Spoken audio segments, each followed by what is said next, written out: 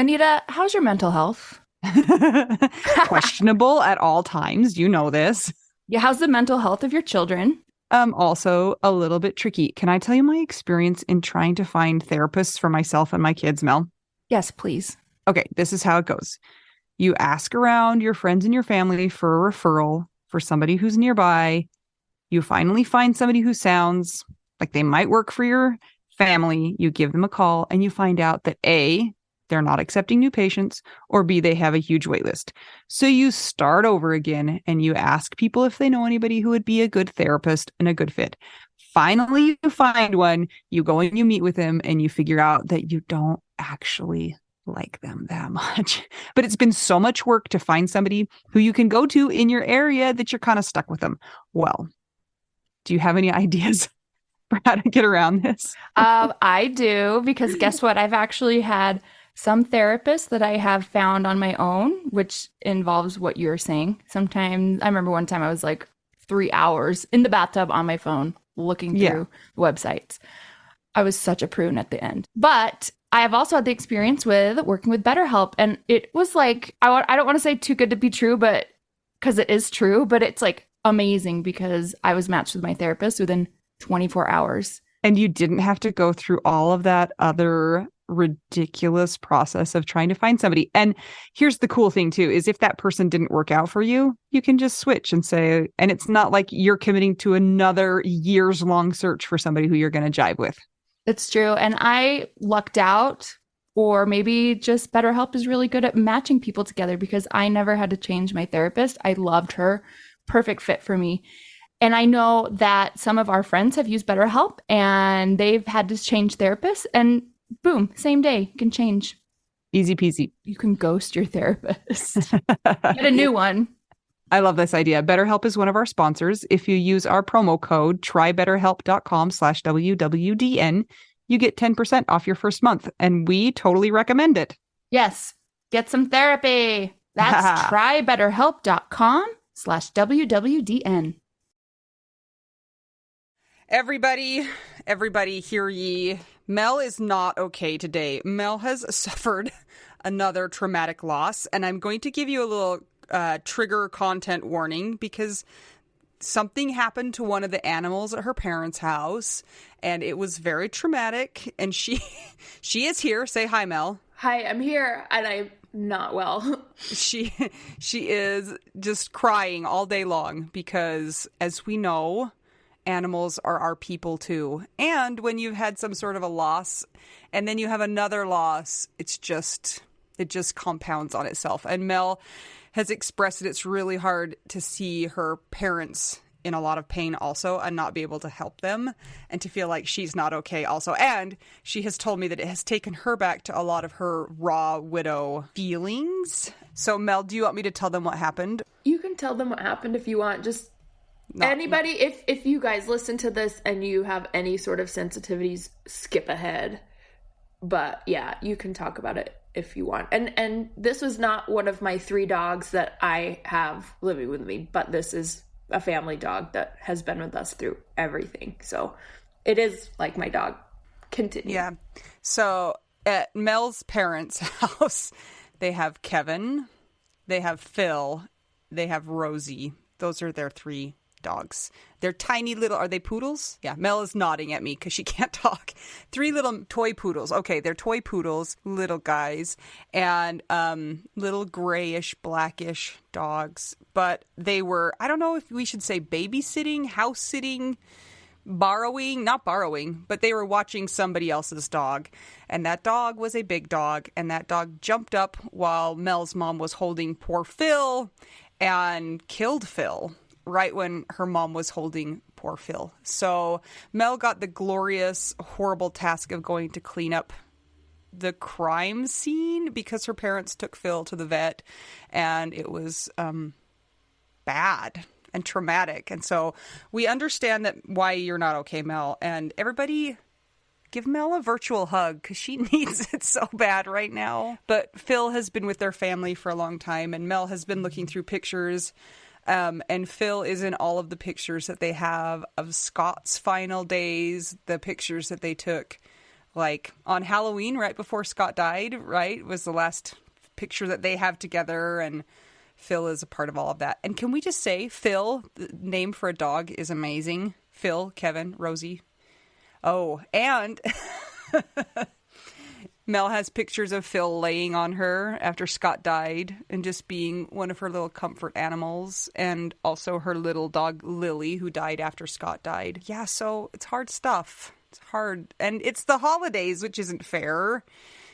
And it's just traumatizing. And Mel's parents are also very, very traumatized because they watched that happen and were scared also that the dog was going to attack her mom. Mel is just doing that thing where she wants to apologize for her feelings and tell you that she feels bad that this is not making for a great recording. And maybe if we would have recorded this a different day, but that's ridiculous, Mel, so I'm not going to apologize for you. There's no need to apologize for any of this. It's just sad. Now she's sticking her tongue out at me. So that's where Mel is. She's not okay. She's having a rough weekend. Hopefully it gets a little better. Yes, Mel. Everybody know your dog breeds. This dog was a giant schnauzer that was used as a therapy service dog, like an actual trained service dog for somebody. But giant schnauzers are known to be well suited for being the only dog in the home. They like stick with one person. And the dog had been fine, and then the dog snapped. We have no idea why. But if you are going to get a dog or have that dog around other types of dogs, do your research really, really well. Talk to breeders, talk to people that are familiar with breeds so you can avoid something like this, because there's a lot of traumatized people now in our house. Re-traumatized too. You guys have had more than your fair share. Also, Mel wants you to know that they had to contact animal control, and there's, I don't know, like an investigation that goes on. And then there's feelings about that too, about what happens to the dog. Because some other family loves that dog, but it's also not okay for dogs to kill other dogs. And it's really complicated. And the dog assailant got taken to another house, so he's not still there with Mel's family. So that's Mel's story from the week. I don't know what happened before in the week for you, Mel, but it probably wasn't as bad as that. It was going great because we got some cheese, Anita. That's right. We got the lauded cheese advent calendar, and we ate some cheese. So that was good for Mel, and then the world fell apart again. So no, cheese doesn't fix this kind of a thing. I can't eat yet. I'm going through some of the similar feelings of immediate trauma. You know, you can't eat, and then you're like, wait, I can't be happy at any second. I have to be sad all the time. There's no reprieve. And then you think of memories, and then you're sad, and it's a whole thing. You all know. You're here for a widow podcast. Today, we're extending it to a dead dog podcast to poor Phil. I just keep texting Mel, poor Phil. And she says, poor Phil back. Because poor Phil, he did nothing wrong. He was just wrong place, wrong time. I know. And Phil, when Scott died, Phil was at my house. And when my house was filled with people, Phil went lap to lap. You guys, it's so sad.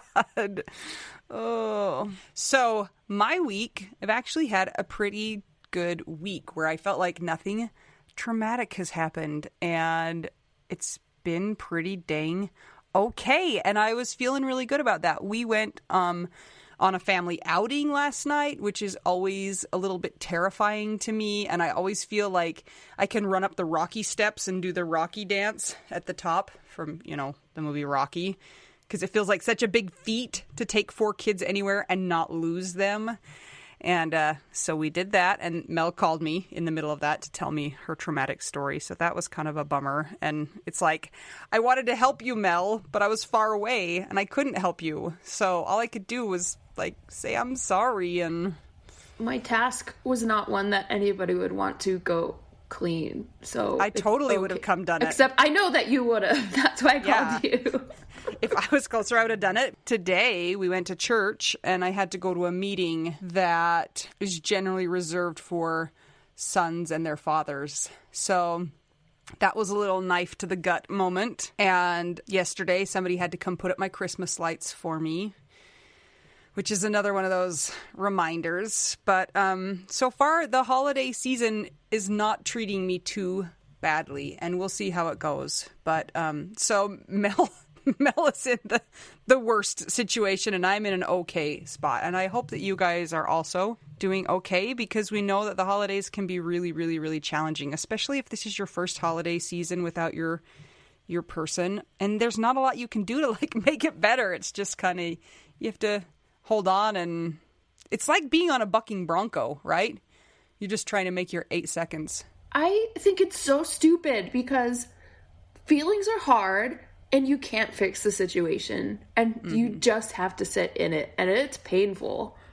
And it's so stupid. And like, even if we're a good person or we try to do good things for other people, it doesn't make it so that bad things don't happen at all. We all know that. So for those that are dealing with these feelings and with trauma and loss and holidays and missing their person and having things be turned upside down, or family situations that are hard now, we are thinking of you, and we get it, and we're just sending out all the love we have. And I'm crying extra tears for you all today. She's bathing herself in her tears.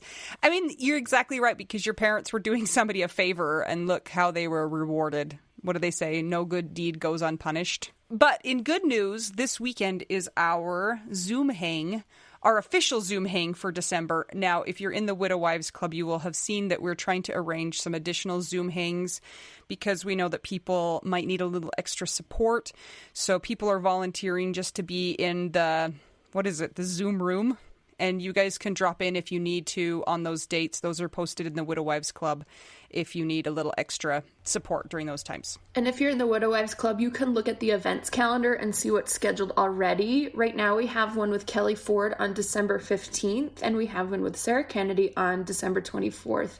And those are going to be in Facebook groups, so you can just click on the link in Facebook when you pull up the event.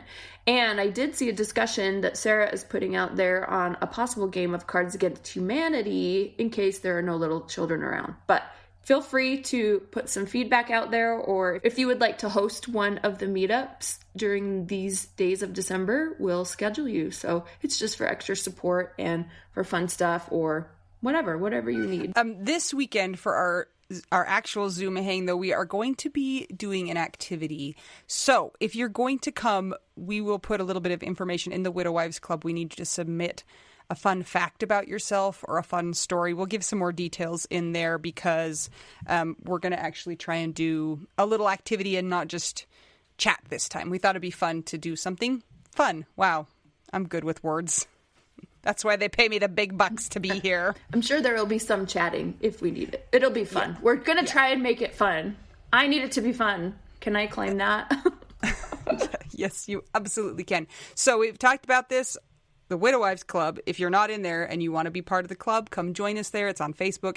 It's a private group. We make sure everybody who is in there belongs in there, so we don't have any scary scammers. But that means that you have to submit the proof that we ask for and make sure you answer all the questions. If you want to keep this lovely podcast going, consider joining us on the Patreon. It's patreon.com/WWDN. It's just a way for listeners to be able to support content creators like podcasts, artists, musicians, other people who make stuff. We have 4 different membership levels, 4 different tiers. And one of the things that you get when you're at the Widow Bestie and Up is a shout out during our episodes. So we're going to do that now. We'll see if Mel can participate. If not, you just get to hear my lovely voice. I'm going to try. Okay. Because now we're not talking about the thing. But yeah, who knows? I might start crying. Oh my gosh. You guys. Okay. We are going to start with our first secret dead husband. And because it's the holiday season, we're going to say, "Joy to the widow." That's all. Constance Dahlbeck. David Kelly, we hope you're making some delicious bread for the season. John Satterwhite. Gail Paxton. Gail, I have a question. Do you know someone named LaRonda Dennison? That's all. Continue. Ivan the Misner, who's in Antarctica.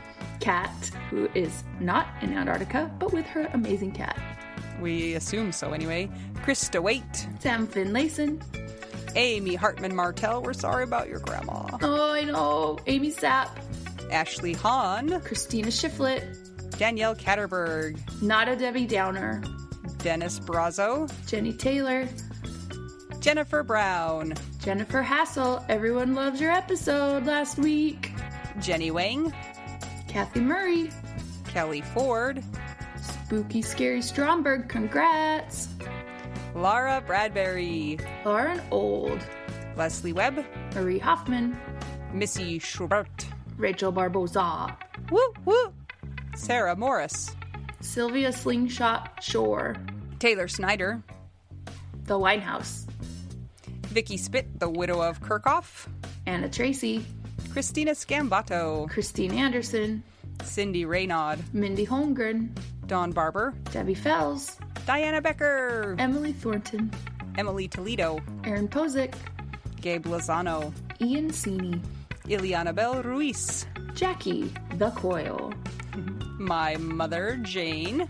Jenny Barrow, When I was a little kid, my mom used to say, Jane, Jane, where's your brain? I feel like that now. Jenny Barrow, Jocelyn Milo, The Fancy Lady Joy Kirsch, Julie Stevenson, Karina Jacobo, Katie Radcliffe, Kara Scara, Lindsay Konopka, Lori Farrington, Marjorie Lewis, Mary McGowan, Megan Montague and the Capulets, Peter Rukavina, Becky Zyba, Cards Against the Kennedy, Sarah, Shannon Helm, Stacy Saywert, Sunshine Haven and her stickers, yes, Tammy Schwartz, Tara Wallace, Valerian Packer. and finally, Elf on the Shelf Wendy. Thank you guys. You guys, in the Widow Wives Club, we have started a gift exchange. That link will expire December 9th, and everybody will be paired with somebody to gift. So keep your eyes out for that. And if you listen to this after December 9th, sorry, catch you next year. We hope you enjoy this episode and that you will take action after you listen to it, because the widows must win. And don't worry, I will not be crying in any of the episode. So everybody's safe. Okay, I'm Anita. I'm Mel. We're just making it through this week, poor Mel, and we're trying to figure out widow we do now.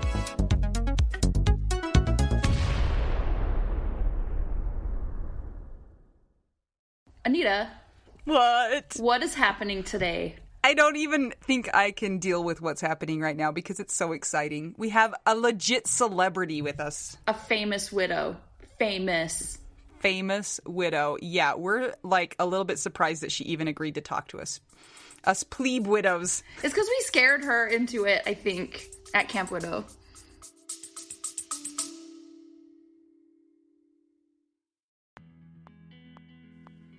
Sometimes we assume that unless we had a huge life insurance payout, we don't really need to know anything about investments or even finances.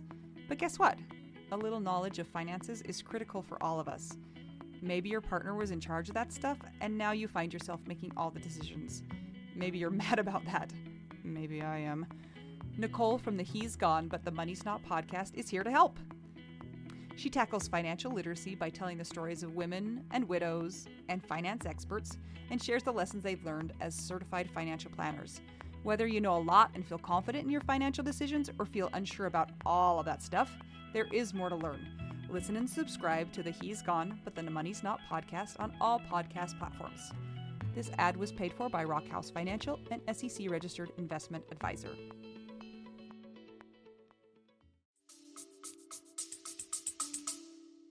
Maybe, but that's not how you deal with stalkers.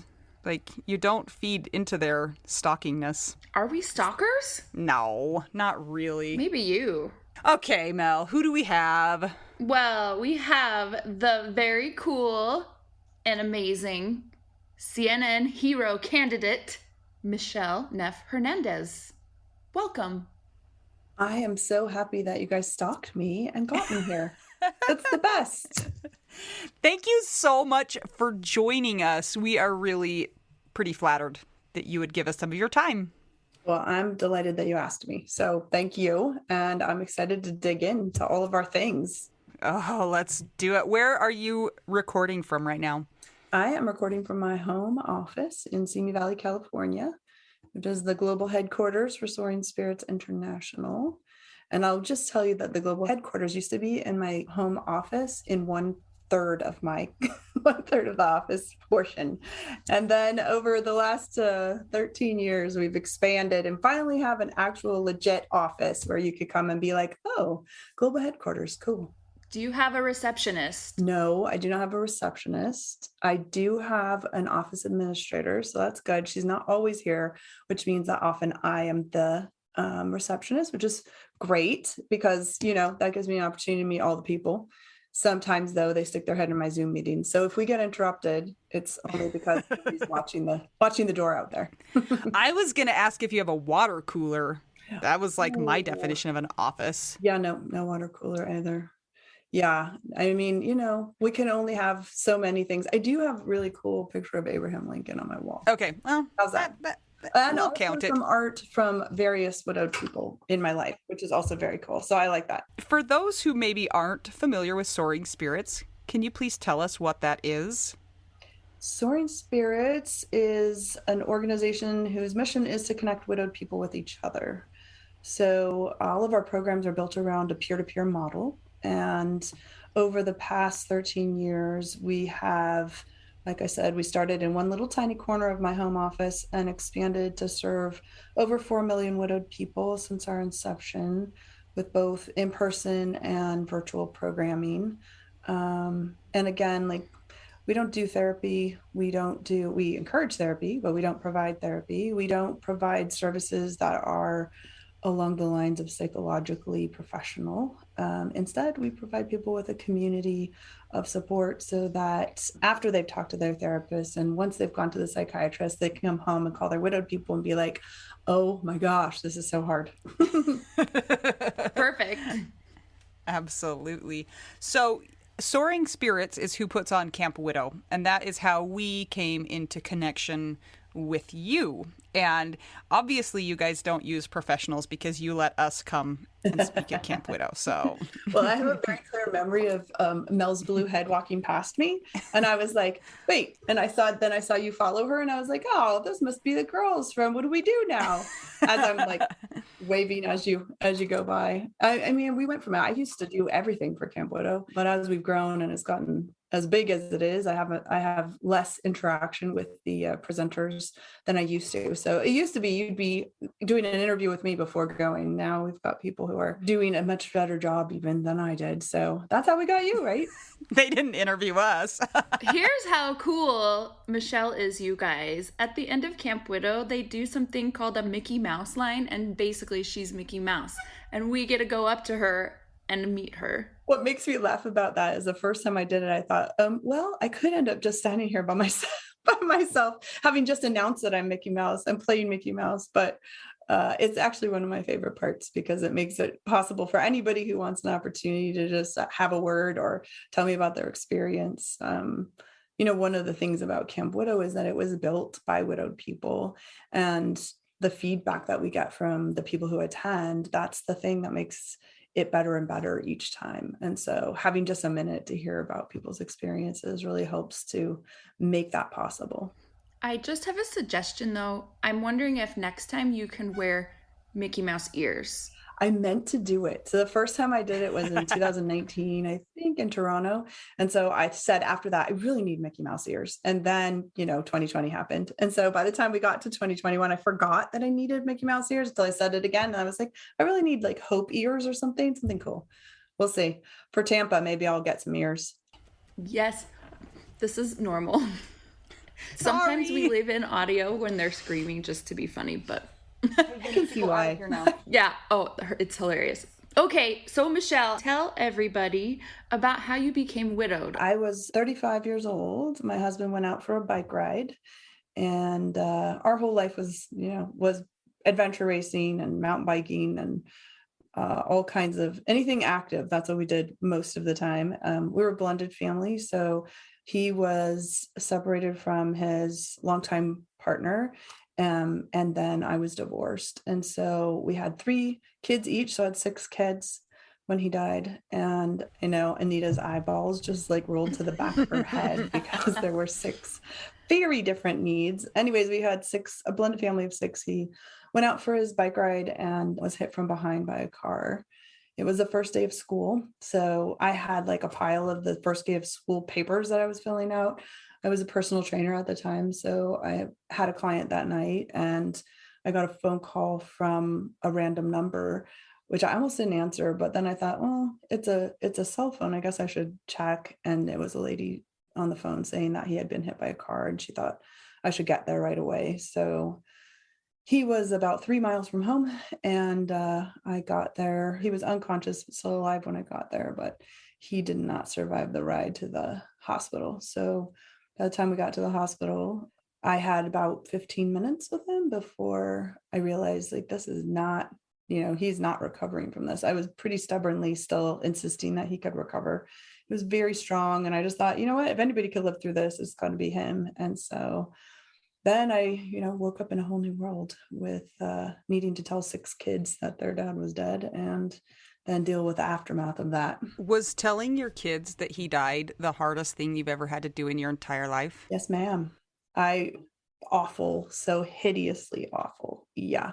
And worse, like I had said to my kids, so his 3 were not living with us. His middle son had just moved out. So just moved out literally the week before. And so it was the first time we had just 3 kids at home. We had anywhere from between 6 and 4 most of the time. And so I told the kids that I thought he had just broken some bones because my brain said like, oh, they're calling me from the scene of the accident, not 911. It hadn't occurred to me they could do both. And so I'm thinking he's going to be super annoyed because he can't run tomorrow and I have to put up with his crankiness. And so what I said to them out loud was, it's probably fine. I'm going to go get him. And it sounds like I'm going to have to take him to the hospital. So I called one of our friends to come and sit with the kids. My oldest was 14 at the time. Stove, like the whole thing, like there's chicken sauteing on the stove. I'm running out the door telling the kids like, don't burn the house down. Gail's coming in a few minutes. And so when I told them, one of my kids said, you told me he just broke his legs. And I was just like, You're like, I'm the worst human. No, in the worst human world. ever. And like, I can't fix this for you. And there's like nothing I can do about this reality. Yeah, it was awful. And then, his kids were older. And so not only did I need to tell them, but I waited for them to get to the hospital so that 2 of the 3 of them wanted to see him. And so, yeah, hideous. I think that's one of the levels of hell personally. Yeah. I remember, so my husband died at like 10 p.m. And so I had to wait until the morning and I just wanted to throw up thinking about when they woke up. And when they woke up, there was all these people in our house and they were like, what's going on? Is it a party? And I was like, no. Not exactly. No. Yeah. But yeah, that's like, nobody should have to do that ever. No, ever, no. ever, ever. Ever. Yeah.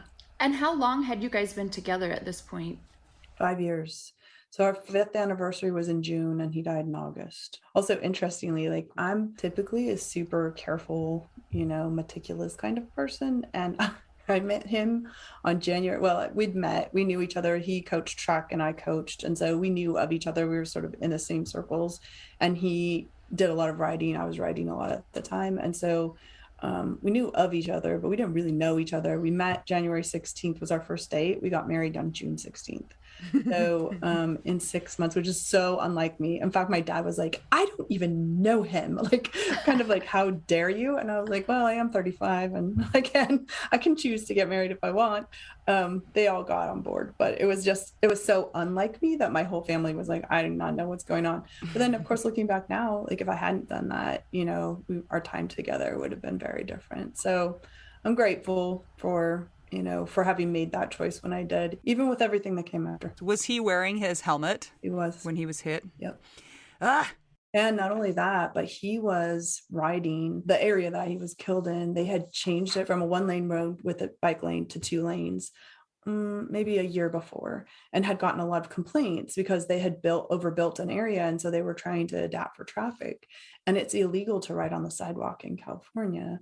And so he was riding right next, and they even measured, like his tire was like 1/8 of an inch away from the curb. So he was riding as close as possible as he could to the curb, and he was wearing his helmet. But the car that hit him was slightly raised. It was an elevated Suburban.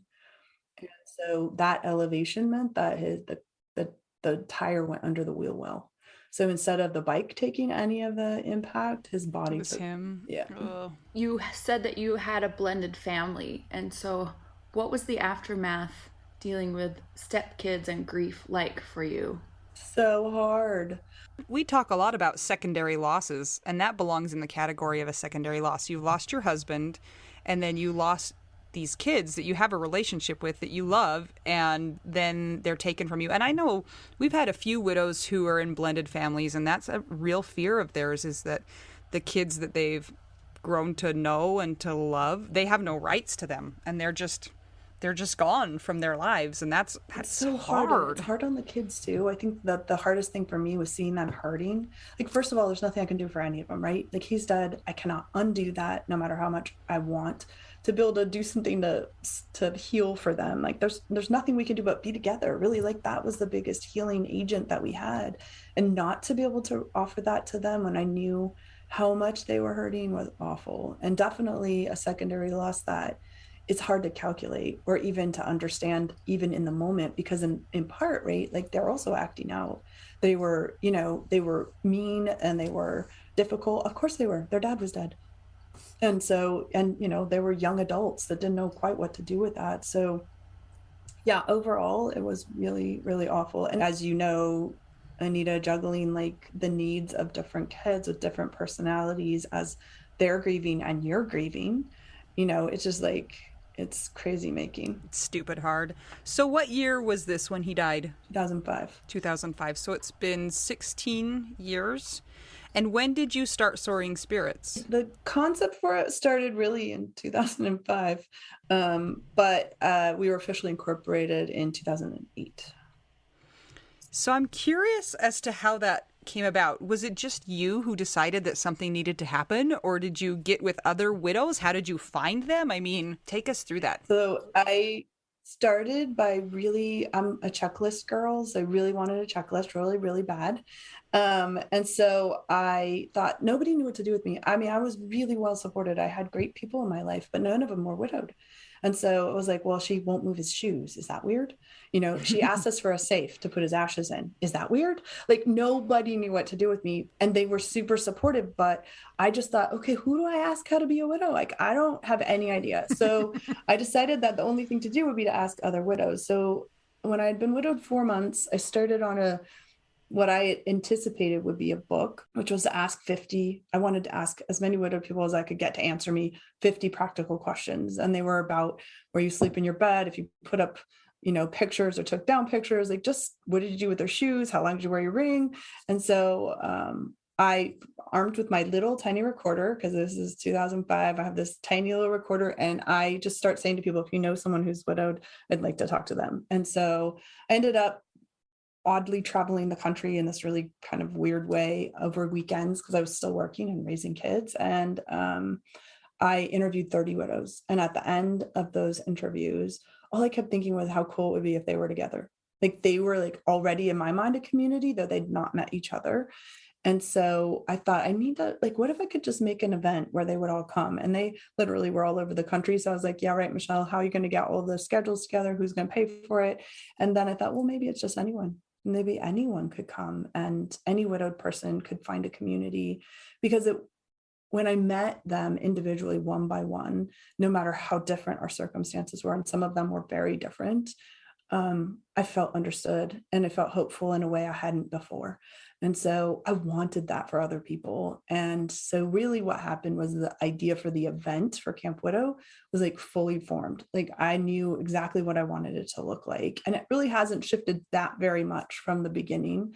It's longer now, and it's a little bit, we've included research-based resources, and, we've obviously developed the program, but the concept of it's still the same. And it's that need to have that event is what made me found Soaring Spirits. So then I was like, well, if I'm going to do that and I want people to give me money, then I guess we better figure out how to have an organization. So, I'm like literally like buying the book, Dummy's Guide to Opening a Nonprofit. Like, I had literally no idea what I was doing. And I always tell people if I had known what I was doing, I would run the other way for sure. So it was a blessing that I had no clue what I was doing because I just learned as I went.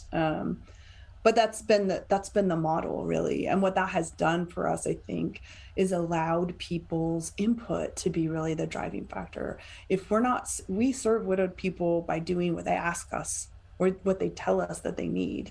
And if we're not doing that, if we're just making it up ourselves and not asking for input, then I feel like we're not serving to the best of our ability. And so it's really given us an opportunity for it to have from the beginning kind of been like, just I will say it was a little bit of a shit show, but to really allow that, like, and to have a little bit of the chaos and a little bit of the, we don't exactly know, but we want to figure it out. It really has resulted, I think, in a better program. Do you think, this has been my experience, that widows are a little bit more forgiving of other widows?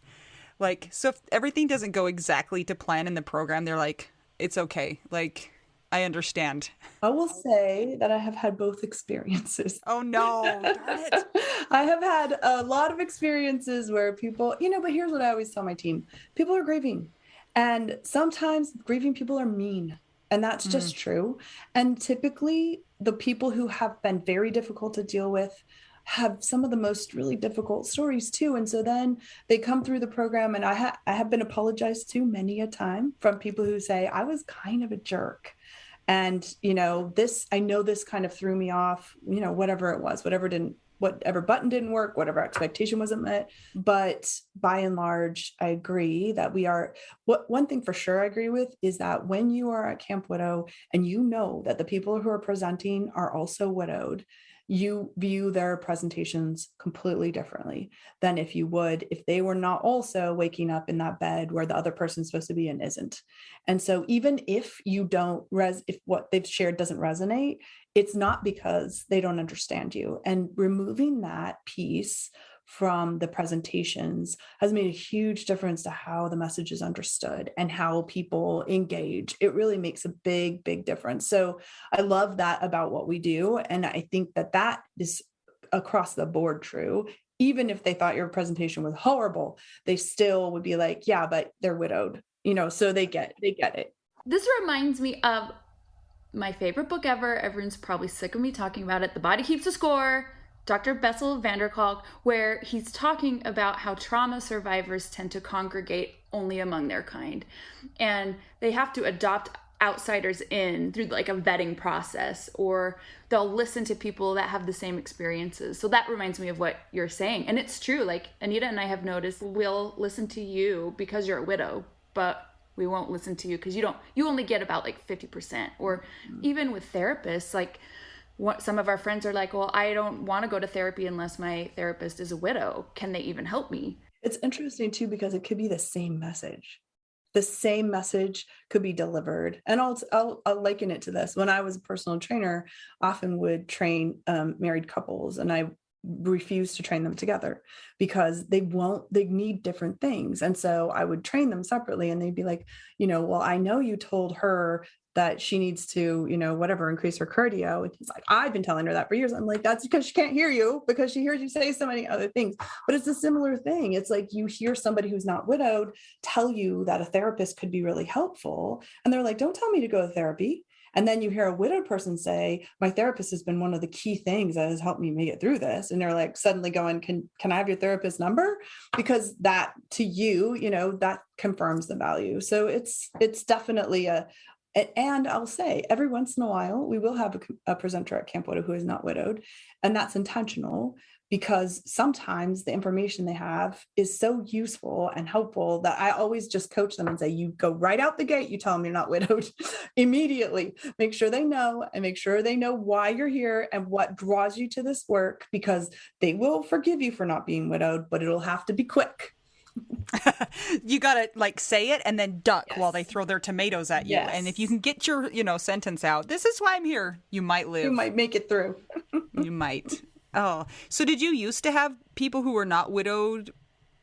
Did you used to have non-widowed presenters? It's always no. It's still always 95% widowed, but every once in a while we'll have somebody who offers something valuable. Sometimes it's I mean, we had one woman who did really incredible mandalas and meditation, was not widowed herself. Her mom was widowed. So all of them have some kind of grief experience that's not only personal, but also associated with widowhood. But it might not be that they're widowed themselves. But over the last several years, we've had so many widowed presenters. We haven't, who do such a huge, beautiful variety of things that we really haven't had. Every once in a while, too, like a financial person will be perhaps not widowed themselves. It's rare. Like I would say more often than not, there's just one person who's not widowed, if any. But over the years, we have had some who aren't widowed and were brave enough to stand up there and say so. So my favorite part, one of my favorite parts of Camp Widow when we came was, I can't remember even what day it was, but we were eating our dinner and we were kind of in this weird little spot. I think it was the day that it was just kind of the reception, not the sit down dinner. And this lady came up and said, "Can I sit by you?" There was no chair. So we pulled up a chair for her. And she was older, and she and Mel talked for like 45 minutes. Darlene. Oh, hello. Hi, Darlene. And then, I mean, they just talked and talked and talked and talked and talked. And then maybe a week after Camp Widow, Mel sent me a screenshot of Darlene friend requesting her on Facebook. Nice. And we were like, yes! Oh, connection made. I taught her how to text. Awesome. That was nice. I haven't heard yet, Darlene. Are you still out there? But you are Facebook friends. But it was just fun to see that connection, because how else would that have happened? I mean, they're from different worlds, in widow terms. Yeah, and that's one of my favorite things about camp is that, it sort of removes the idea that you don't have a connection with all of these people. Like you meet people and you're like, can't imagine in what world you and I would be sitting in the same place except for here. And so it really kind of opens our minds to the fact that, people that we don't expect to have anything in common with might actually turn out to be people who mean a lot to us as we rebuild our lives. And I think that that's really shaped the way that I view the world since I've been widowed. Because, I've met people from all walks of life and we have this huge thing in common. And when you start with that huge commonality, I also think it's that we are so rarely able to, especially in the early days, put on any kind of mask. It's like, I got no time for that. I have no energy for that. And so what you see is people really in their truest form. And when you make connections at that time, they typically last for a really long time. I really loved that there were therapy dogs. Thank you for that. Mm-hmm. And the meditation room, that was so great. So I'm a musician by day, night, whatever. And so I've played a lot of conventions. I've been in a lot of events and gone to some as an attendee and then played for some as entertainment. And so I've gotten to kind of look and observe and participate in some of these other things. And I have to say that being a part of Camp Widow and knowing that everybody is widowed, it just makes you instantly feel connected with them. You can walk up to a total stranger and like be best friends or feel safe talking about the details that you can't talk about or talk to anybody else about. And I found that was so fascinating. And people brought that up at Camp Widow, is that sometimes this is the only place, I think it was you actually that said this, sometimes this is the only place where people are able to talk freely about their situation. For sure. And that makes it, both really, really special when it's there and hard to go home. So, we have a lot of people who struggle when they get back because, for just a hot minute, it felt like doable. Like, okay, you know what? I can do this. And then you go home and everything is still the same, except I can't do this, actually. Yeah, I changed my mind. I'm going back to San Diego or whatever location you were at. Okay, so we need to take this to the next level. There needs to be a widow commune. Oh, and we've been asked many, many times. So many times.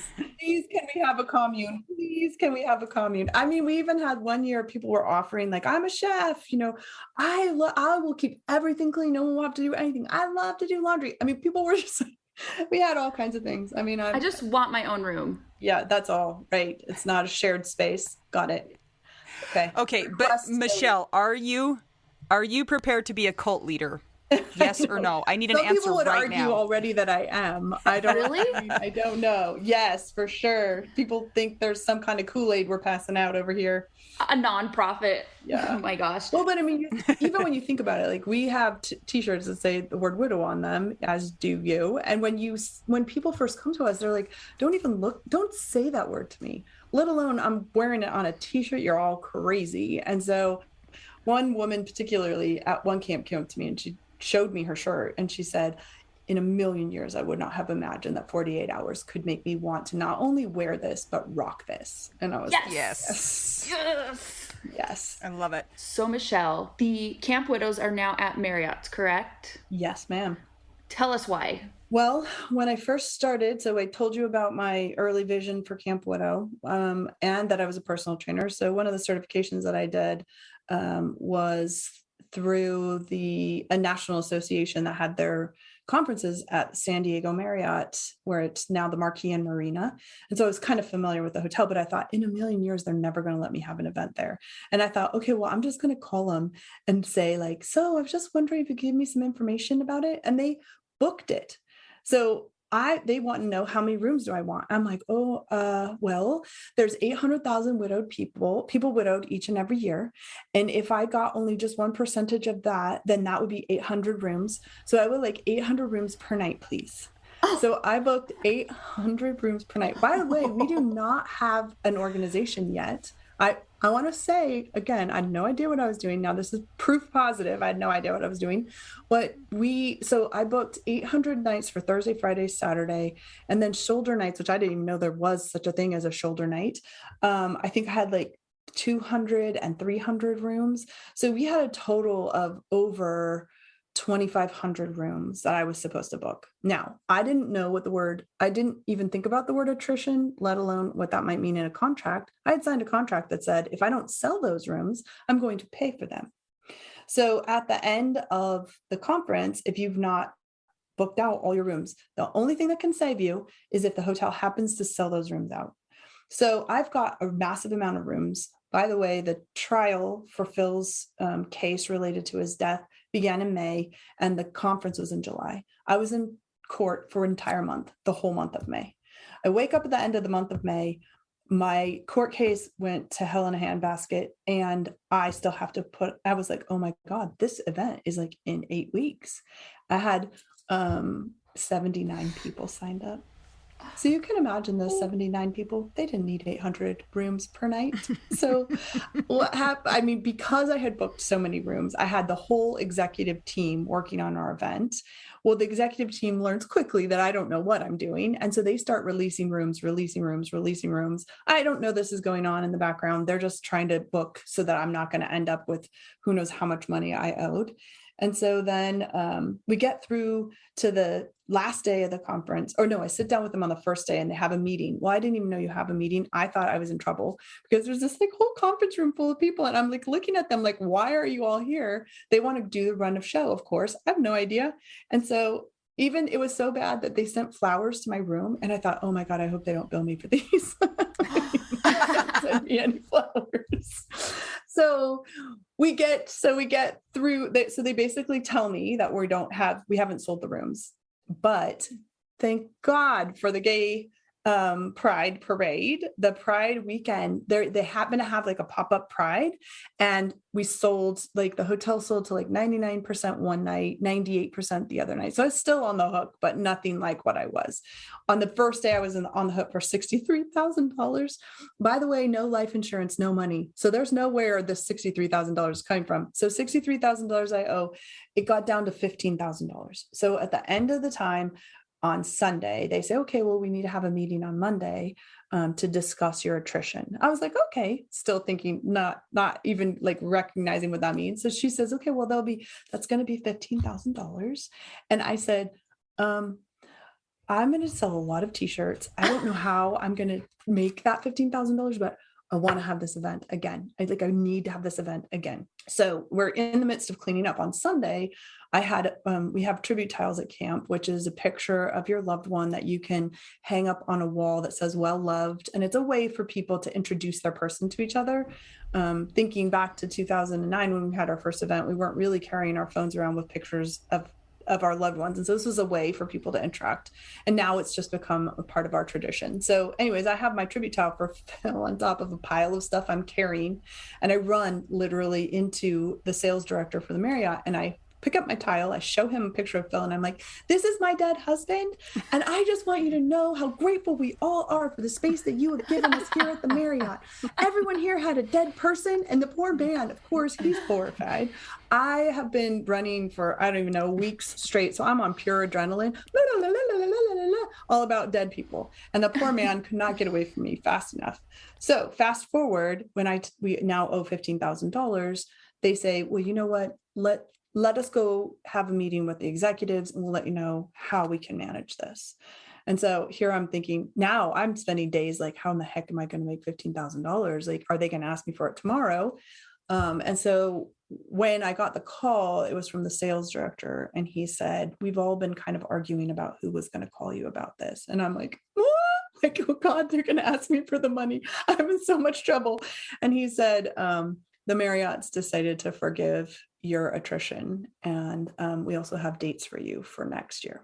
So that is why the Marriott remains our key partner for Camp Widow, because from really that first time, they were able to witness the transformation in the people who attended. Plus, I also put my dead husband's face in the sales director's face. But besides that, it has remained a really valuable partnership. And they're not just people who are, in the background serving and cleaning and planning. They interact with our program, and they care about the people who come. And without fail, at that meeting, which I now know is something that you do to prepare with your team, at least 3 of them will cry, because we tell our stories, and we talk about why we're here and what this means to the people who are coming.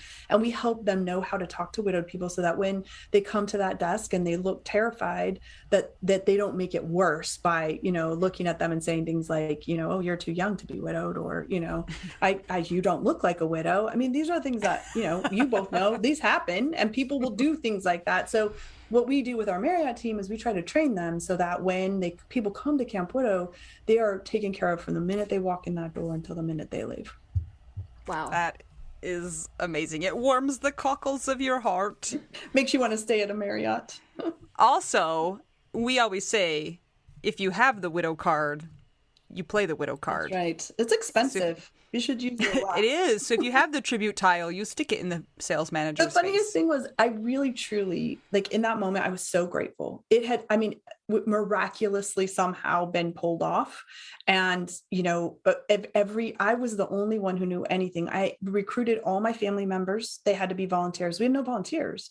So I had a board with only 3 people on it besides me. So there were 4 of us, and then my family. Those were the only volunteers. We were running around. I was like a chicken with my head cut off. So by the time I saw him, I just wanted him to know, you made a difference. And even if we never come back here, I need you to know that being willing to host this event mattered. It mattered to me, and it mattered to all of the people who were here, even if there were only 79 of them. Even if I end up in debtor's prison, it was worth it. What year was this that it was the first Camp Widow? 2009. Where would you like to see Soaring Spirits end up as the years go by? What I really want is for people to know that there's a community of widowed people available, and that to be easy to find. And so, I often think of something like the American Heart Association. If you have something wrong, you might consider them as a resource, because they're well known enough that, they do that. Cancer, there's a variety of cancer societies where you're like, okay, if I had cancer, I knew I would do that. I want people to be able to say, I recognize we're not going to be for everyone. No one resource is ever going to be the one thing that everybody needs. What I love about the programs that we offer is they fit right beside whatever else you're doing. And I think for widowhood, you need all the tools in your tool belt you could possibly get, because it's so hard. So if you can have a community of support that's going to walk with you, through your rebuilding of your life. And, we talked a little bit about the fact that, when people repartner, sometimes they may find themselves here again. And as horrifying as that is, the only thing I can think of that's worse is to do that with no community. And so to be able to have that community, I want it to be available for every single widowed person around the world.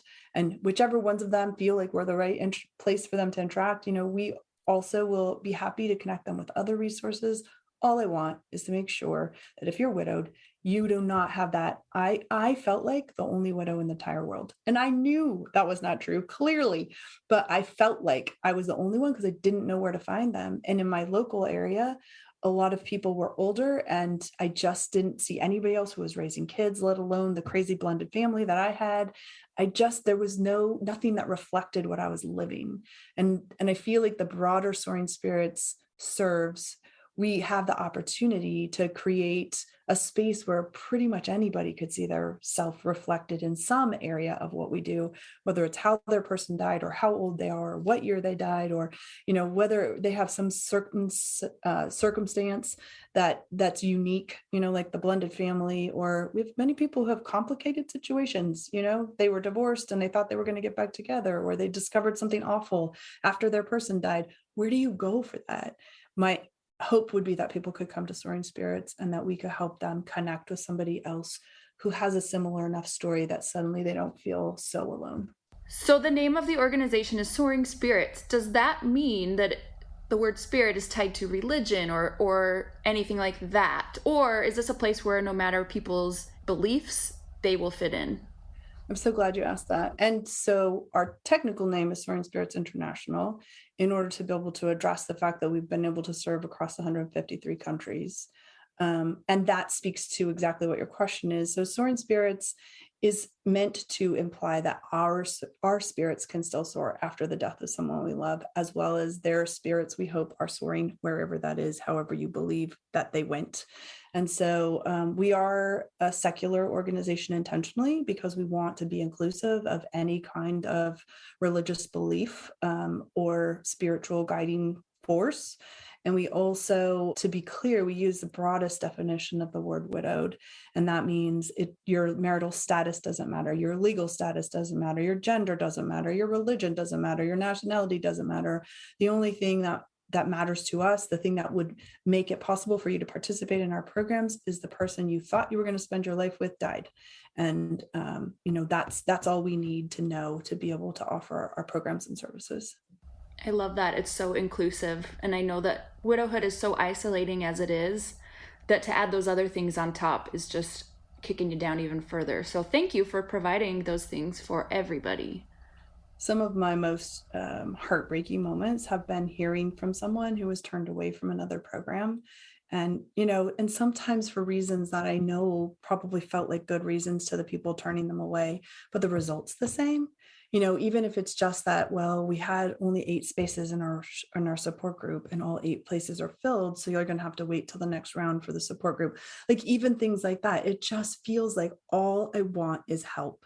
Why can't I get any help? And so, one of the things we commit to is responding to requests for assistance within 48 hours so that we can make sure that people feel heard and they're not, calling out into the ether. I still will answer calls on Saturdays. And, if I get a call from someone and they sound like their world is ending, I call them because I can't stand for them to sit there wishing that somebody would call. Yeah, we get requests to join our Facebook group all the time, and they say, well, I'm not a real widow, but can I join? And our response is always, yeah, you are. The widow is not, I'm a fake widow. No, you're not. You belong here as long as you're not a jerk. That's our criteria. The question is not whether you're a real widow. It's whether you're a jerk. That is yes.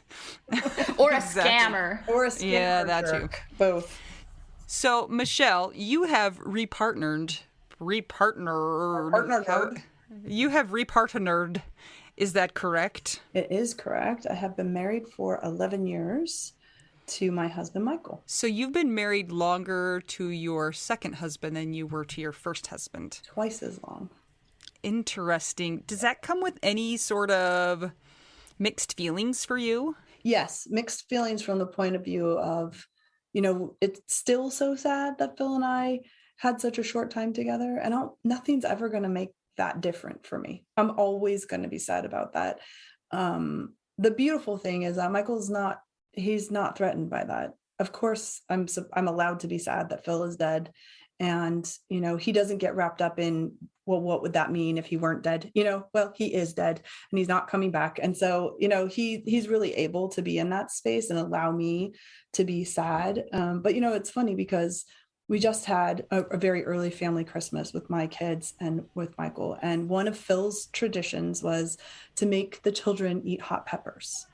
I never thought it was a great idea, but here we are. So all this time later, the kids still love to eat ridiculous hot peppers. And it's always a contest, who can eat the hottest pepper or whatever. So I hate it personally, but Michael has gotten involved in it. And so they were sitting at the table and he bought them all like hot covered nuts to see which one, like every habanero and all the things. And so we've got this table full of nuts and the kids are out there like one-upping each other. By the way, my kids are 30, 29 and 27. So, we're talking like kid adults are out there all eating. And what I thought was, it's so cool that Michael is extending Phil's legacy with the kids by participating and by continuing the tradition and making it something that's fun. First of all, it would have never been something that he did, but he knew that it was important to them and he was able to include that. So, I think that the key thing for me and having both of these men in my life is that they get to be who they are and I get to have the lives I had with them. And so, my life with Michael is very, very different than my life was with Phil, and I get to keep them both and live them both. And so I really appreciate being able to kind of embrace the differences and let that be a joyful thing and not just a sad thing. Is your family now also another blended family? Did Michael have kids? I love that you were holding your brain when you said that. I know. I was like, please, if that's the case. No, Michael did not have any kids. And so, which sounds weird to be like, oh, good. No, but right. My mind was going to be blown. And it's interesting though, right? Because he never had any kids and he came into a family of grieving teenagers. How exciting for him. So, it wasn't easy. And because my kids had, a divorce and then a death, they were like, yeah, no, Phil's my stepdad. You are not my stepdad. And so, it took them some time to come through what kind of relationship they were going to have. But I'm, 11 years later can say that we really have become a family and that they think of Michael as their family. They still don't think of him as a stepdad. That's Phil's place. And, they have a dad, that's his place. And so Michael is just their Michael. And, that's enough for him and enough for them. But it's a whole other world for sure. So Michele, tell us more about the CNN Heroes. I am still kind of blown away by it. I'm still kind of like, oh wait, that is a thing. So the CNN Heroes is a program that's been going on for 15 years, and CNN identifies people who are doing good things in the world through submissions. So I actually know who did it. Our board chair, Greg Roman, submitted my name for CNN Heroes this year. And I think the combination of the global grief that we've all been living through the pandemic and the fact that Soaring Spirits was serving specifically COVID-19 widowed people in a group of their own kind of brought their attention to the work we're doing. And then an interesting thing is that our producer who worked on the piece that was our segment for the CNN Heroes, her dad died when she was young. And so for her, this was personal. Telling the story was personal. And so it was really a beautiful full circle. So basically what happens is if you're identified as a hero, you go through this really huge vetting process. They do background checks and ask you all kinds of crazy questions. And so once we were vetted and cleared, and then we went on and did the filming for my episode at my office and kind of in our local regional group. But then you go into kind of the group of heroes for that year. So the 2021 heroes, and then a group of CNN execs choose the top 10, and that top 10 then moves into a voting process, and that is to be selected as the hero of the year. And the hero of the year, so each of the heroes gets $10,000 for their organizations, and then if you win, they give you the winner a grant of $100,000. So if I were to win, that would by far be the largest grant we ever received for Soaring Spirits work. And It would, just be an incredible way to expand the services we're offering. So they start running the heroes pieces, right? We receive requests every 5 minutes for a newly widowed packet. And so it's been really like just crazy to watch the increase in demand for our programs, just because that's the thing, is that people always say to me, oh, well, I don't need it. I'm not widowed. I'm like, yeah, but your neighbor is, your brother is, the person down the street is. And suddenly everyone is beginning to realize this knowing about organizations that serve widowed people is not just for the person who's widowed, it's for their whole community, so that they can, one, educate themselves about what the experience is like, two, provide resources through giving out a newly widowed packet or connecting people with our programs, and three, should they need that themselves or someone close to them, there's nothing like being able to say, oh, I know somewhere you can get help. Because so often in the face of grief, there's nothing you can do. And so being able to do something matters. So I'm excited about the CNN Heroes, both from the perspective of being able to get the word out to people who are widowed and could use our services today, but also by being able to educate the world a little bit about the fact that grief doesn't last only 365 days, that you can't just replace the person that you were married to or partnered with someone else and be all better. And that, even when you do repartner, you still love that person who died. And so all of these things are just, they're a part of what I do whenever I'm in public. And that is to represent the variety of ways in which the widowed experience influences us, not only in the immediate sense, but in our long-term lives as we rebuild. How can people help you to win? Because I'm very competitive, like super uber competitive, and I want you to win. Like, we must win. How? I love that so much, Anita. We must win. You're right. We must win. The widows must win. And in order to win, we have to vote. So on the CNN Heroes website, you go to cnnheroes.com. You will see that you have the opportunity to vote every day from now until December 7th. Each person has 10 votes per voting method. So you can vote on social media. You can also vote using email address. And so if you go on and vote every day, for the amount of time we have left up until December 7th. It's a big push to the end. More votes, more votes, more votes. I'll say again, I keep feeling like I'm running for student council. Vote for me, vote for me. So anyways, a vote for Michele would be a potential grant for widowed people all over the world. So we can link to that in our show notes, and we'll post the link on our social media as well. And everybody, just in case you have extreme widow brain and you're not sure what day it is, the day that this is coming out, today is December 6th. So there's not much time. Vote. Voting ends tomorrow. But there is still time, and every vote counts. So yes, and I appreciate it so much. Thank you both for being willing to talk about it. Oh, yeah, we want to bask in your glory. I mean, that's all we want to talk about is widow stuff and helping the widows. So okay, Michele, the time has come to ask you the most important question of all time. And if you don't get it right, I'm not voting for you anymore. There's a right answer? Uh-oh. Okay, I'm ready. Well, and I'm pretty sure that CNN Heroes did not ask you this in their pre-screening interview. So we hope that you pass. Okay. Mm-hmm. What is your favorite cheese? Oh, that is such a hard question. Right? Oh, how could I even pick just one? You can have top 3. Oh, if you need it. Okay. Top 3. Oh, what's that one that has the orange on it? Munster? Is that right? Mm-hmm. Mm-hmm. Yeah. I know cheddar is boring, but a really sharp cheddar with an apple, so delicious. Mm-hmm, mm-hmm. I'm with you on that. And oh gosh, what will I choose between? I mean, its feelings are definitely going to get hurt if you pick wrong. Well, and it depends on my mood too, because I think that a nice brie is very lovely on kind of anything, but goat cheese, either with honey or even like more of a savory, also very good. My daughter's favorite with cranberry. We've already trademarked mood-based cheese. Okay, good. Then I'm right on. I'm on target. So I assume that means that I answered correctly. Truffle cheese, also really high up there.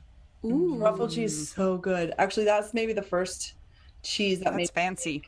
Straight cheese is delicious. I could just eat cheese because I would eat cheese, but it was always melted on something or, but that truffle cheese was my first one where I was like, whoa, this doesn't need anything but this. Delicious. So Yum. good. You know what's so funny? When we interview people, even people that listen to our podcast, they know the question is coming and they can talk about death and trauma and all the hard things, but they still get to the cheese question and they're like, I have been nervous for this all day because I don't know what I'm going to say. So it's scarier than death, apparently. Well, hey, I mean, if you can find something scarier than death, then, people survive it on the regular. That's nice.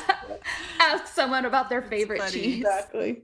Thank you so much for joining us today. Remember to check out the Widow Wives Club on Facebook. It's a private group, and make sure you answer all of the questions because we're really, really not going to let you in if you don't answer the questions.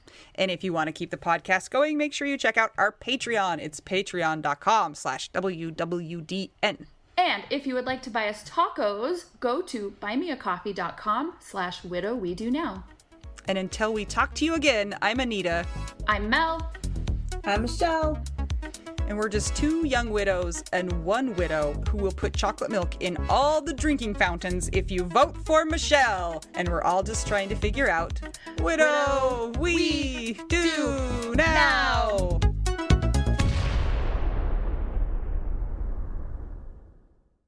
This is my favorite thing to discuss with you.